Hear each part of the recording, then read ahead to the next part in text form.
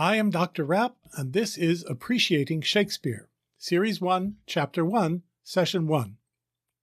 Aristotle said that the purpose of art is to entertain and to instruct. My purpose in these podcasts is to entertain you by instructing you in the appreciation of the great art of Shakespeare. A fundamental principle of life is that human beings will not live without meaning. It is the deepest need we have. As Viktor Frankl taught in his book Man's Search for Meaning, people will bear any kind of life so long as we have hope to find meaning in it. Our age is as much in need of meaning as any age in history, and Shakespeare's plays and sonnets make up one of the richest treasuries of meaning available.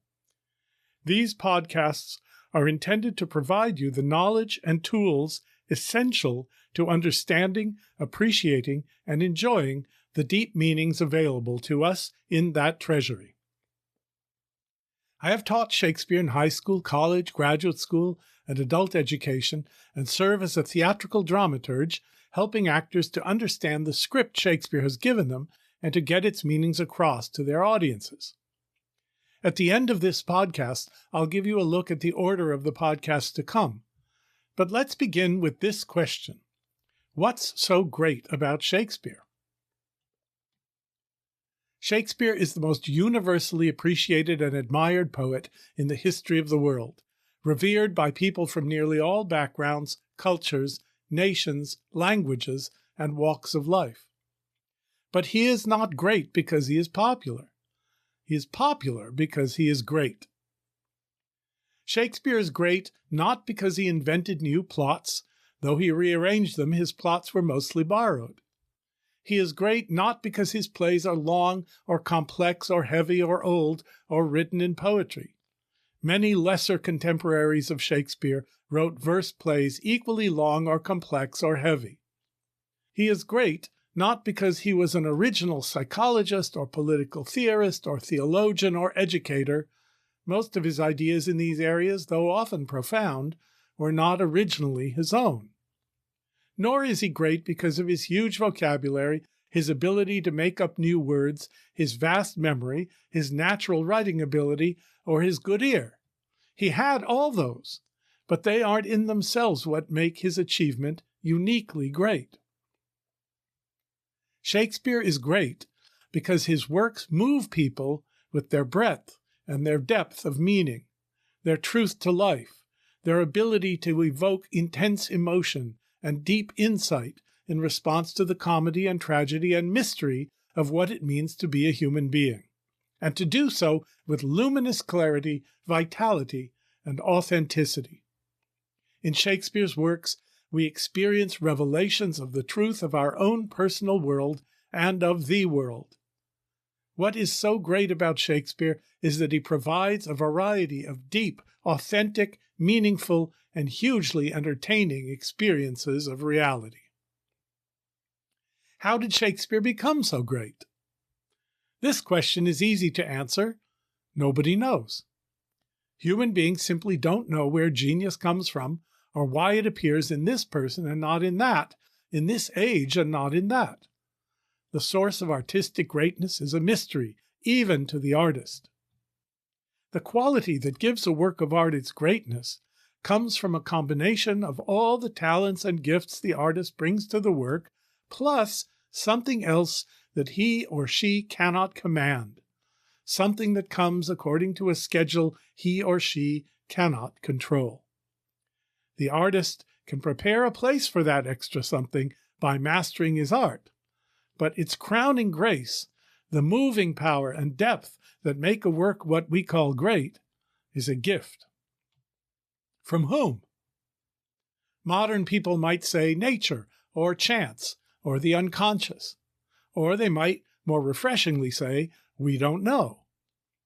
A Christian poet like Milton would say it is inspired by the Holy Spirit. It comes from God. To the ancient Greeks, the givers of these gifts were called the Muses. They were the 9 goddesses, daughters of Zeus and Mnemosyne, her name means memory, eventually associated with 9 established forms of art: epic or heroic poetry, history, love poetry, lyric poetry, tragedy, hymns in praise of the gods, dance, comedy, and astronomy, that is, poetry about cosmology. From them, we get the term music. Every epic poem in the Western literary tradition begins with an invocation of the muse. This is because the great poets, in fact all great artists if they are honest, know that if it were merely up to them alone, a work might get made, but greatness would not appear in it. The poet invokes the muse to acknowledge and call upon the mysterious giver of that special gift of greatness, who gives it if and when she wills, or not at all. All the poet can do is to receive it with gratitude. If the muse doesn't give it, it isn't there. So the only answer to the question of where Shakespeare got his particular ability to join the qualities of intellect and feeling, knowledge and belief, memory and invention, language and sound into plays and poems that bear the stamp of true greatness is what the poets call the muse. It's the only useful explanation we have. But though we may not know exactly what the muse is, we certainly do know one thing about her. Shakespeare was her darling. What are the elements of Shakespeare's mastery? As little as we can know about where greatness comes from, we can observe the forms it inhabits when it is present. None of the elements I will be mentioning is the cause of Shakespeare's greatness. The cause is hidden. Only the effects of that cause are revealed in these elements. But in discerning them, we can see how richly the muse has stamped Shakespeare's writing with her gift. The first and fundamental element in which we recognize Shakespeare's greatness is the subjects of his plays. Subject is the element of drama that has been least honored in the last century of literary criticism. For about that long, students have been told that not content but only formal qualities matter in judging works of art, that a poem should not mean but be, as if these were opposites. The phrase appears in the poem called Ars Poetica, The Art of Poetry, by Archibald MacLeish, but it later became a prescription. Of course, it is true that bad artists can try to tackle great themes and end up producing bad art. And it is true that great artists can raise into greatness themes once thought trivial. It is important to attend to the formal qualities of any work as well as to its content. But so long as human beings are human beings, what something is about will matter. A poem must both mean and be. In truth, no one honestly cares much for poems that exist for the sake only of their formal qualities, but don't say anything significant. Whatever your own feelings about recent poetry, it is important to know that Shakespeare lived in an age in which the subject of a work of art mattered. In his plays, there are thousands of lines and images whose subjects, taken out of context, are trivial. But they all exist to give verisimilitude to the whole play, which, even in the comedies, is about something invariably important and usually profound. In Two Gentlemen of Verona, for example, a young girl writes a love letter, then tears it up, then regrets doing so, and tries to put the pieces back together. Not an earth-shaking event. But the play in which it happens is about betrayal and forgiveness in love and friendship. And the girl's fancy about the torn words on a sheet of paper exists to help develop and dramatize those larger themes. When we look at Shakespeare's greatest plays, we will be focusing on the most important subjects human beings ever face: lust and love, separation and reunion, pride and humility, power hunger and self-sacrifice, crimes like murder, rape, and suicide, and their consequences like punishment and despair, repentance and forgiveness, war and peace, political chaos and political order, injustice and justice, famous historical events and mythical tales, free will and fate, the meaning of life and the meaning of death.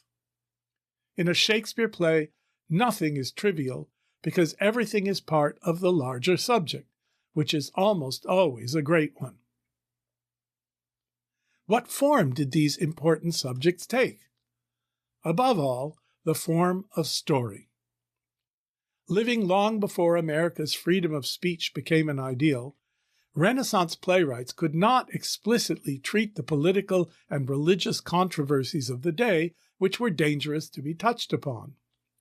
In England, the master of the revels, working for the monarch, made sure nothing went public that would compromise the stability of the regime or the religious establishment.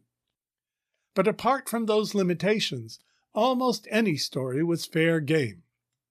Ancient Greek and Roman mythology, history, epic poetry, romance, and drama, medieval epics and romances, English history, Italian farce, and stories of the falls of famous men of all periods. Shakespeare took his plots from all these kinds of published works and sometimes reworked older plays that had fallen out of fashion. Sometimes the audiences already knew the stories. In Julius Caesar and in Antony and Cleopatra, Shakespeare stuck very close to his sources, mainly Plutarch's Lives, in telling the world-shaking actions of his world-famous characters. Sometimes the audience thought they knew a plot, but were in for a big fat Shakespearean surprise. In The Winter's Tale, which was based on a very popular romance of the time by Robert Greene, Shakespeare changed the ending entirely, no doubt much to the delighted surprise of those who had read the book. Only in The Tempest does Shakespeare seem to have made up his own plot entirely. We began this session with the question, what's so great about Shakespeare? And I've just discussed the subjects of Shakespeare's plays. In the next session, I will discuss the elements of vitality, unity, variety, freshness of wit, characters, and poetic language. And in the third session, I'll discuss sound and sense, dramatic action, and what I will call universal realism. Now, I'll end today's podcast by giving you a brief one-time look at the arrangement of the podcasts to come. They will be in two formats. Series 1 will offer the background knowledge helpful in opening the doors to Shakespeare's meanings. These podcasts will be about 20 minutes each and numbered. Series 2 will offer discussions of meaning in individual plays and sonnets. They will often run longer and will be designated by letters A through Z. The two formats will be intermixed for the sake of variety. Once all are uploaded, you will be able to skip around, listening to whichever topics interest you. Series 1 on background knowledge begins with a chapter of 3 sessions called What's So Great About Shakespeare? It will be followed by chapters on Shakespeare's life, theater, language, characters, unity, and conceptual background. Additional chapters will address the early texts, the problem of interpretation, the categories of plays, the sonnets, the other poems, Shakespeare's collaborations, and hypothetical and spurious works. Several podcasts will be devoted to a discussion of the nature of art in general. Finally, I will invite a colleague to join me in 2 podcasts about acting Shakespeare, one for student actors and one for their directors. In Series 2 on individual works, I will be discussing 7 comedies, 7 tragedies, 5 histories, Shakespeare's 1 satire, 2 late romances, and selected sonnets. I will welcome specific questions at the email address listed in the information section. Thank you for listening. I am Dr. Rapp, and this is Appreciating Shakespeare.